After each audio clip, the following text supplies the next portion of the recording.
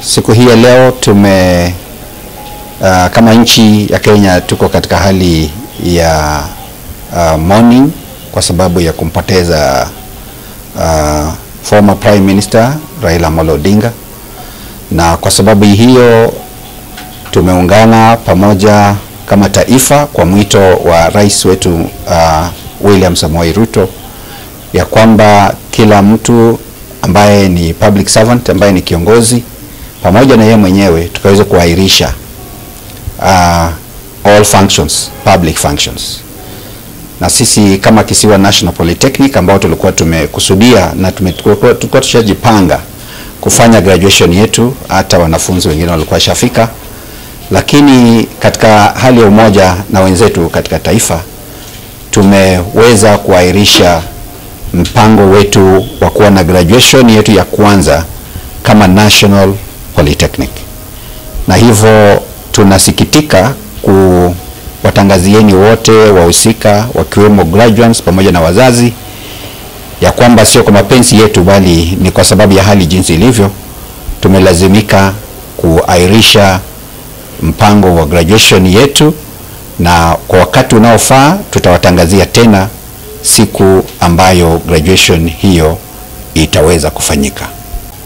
Lile ningependa kusema ni kwamba miongoni mwa wageni ama wageni mashuhuri ambao tulikuwa tumealika ilikuwemo rais wetu President William Samoei Ruto pamoja na wageni wengine mashuhuri, lakini mmesikia vizuri kila mtu jinsi rais amesema ya kwamba ameahirisha his personal state functions ama public functions, akatuomba sote tuungane pamoja na yeye kwamba kama public servants tukaweze kuahirisha zetu pamoja na zile ambazo yeye mwenyewe alikuwa amepanga. Kwa hivyo katika hayo tunaomba radhi. Hafla hii ilikuwa iwe na wanafunzi 2457 kwa ujumla, na hivi leo jioni nafikiri walikuwa wamekuja kiasi kikubwa, lakini tumesemezana na wao, tumekubaliana na pia wao wamekubali kwamba ni vyema wakaweze kuungana na Wakenya wengine katika hali ya kuomboleza baba. Baba Raila Amolo Odinga ni statesman. Yeye ni mtu mmoja kati ya wachache sana katika taifa la katika continent ya Afrika ambao wamesimamia kupigania haki za raia.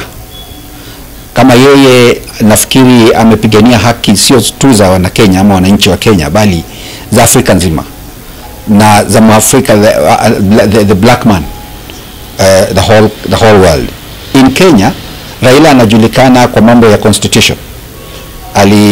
Alikuwa mstari wa mbele kupigania mambo ya kubadilisha katiba ya Kenya na alifanya campaign ya kutosha. La zaidi, baba ndiye amekuwa kiongozi wa opposition for a very long time, na yeye ndio huwa ni kama anapeana kielelezo kwa mambo ya siasa katika taifa hili. Kule anasema taifa liende, huko ndio litaenda. Na ndio maana wakati aliingia katika umoja na serikali tumepata amani. Kwa hivyo pia baba tunaweza kumkumbuka kwa sababu ya kuhakikisha kwamba amani inapatikana katika taifa, na amekuwa mtu ambaye ni wa huruma pia.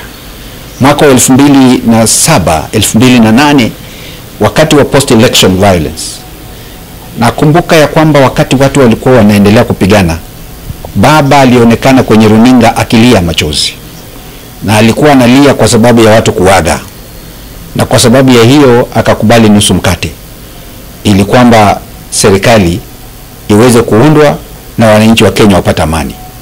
Kwa hivyo baba ni mtu ambaye hata kama ametuacha atakumbukwa kwa miaka mingi ijayo na vizazi vingi vijavyo kwa mambo mengi mema ambayo amefanyia taifa la Kenya.